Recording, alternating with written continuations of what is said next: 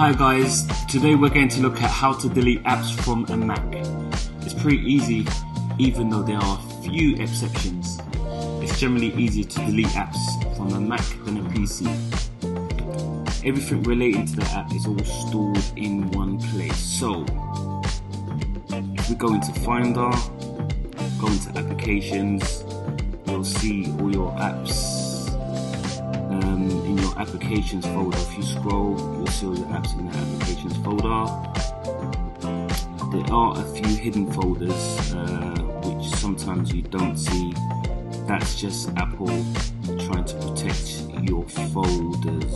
So you can rather drag your apps into the bin,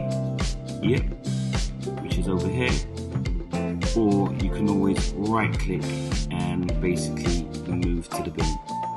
So right now I'm going to show you how to delete those back folders that Apple doesn't want you to delete, just as a safety precaution. If you go into Computer, go into your Untitled folder, then go into Library, then go into Application Support.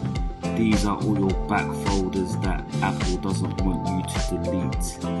These are sort of like your main folders in terms of if you're using Logic or you're using sort of like Photoshop. These are the small files that you won't see.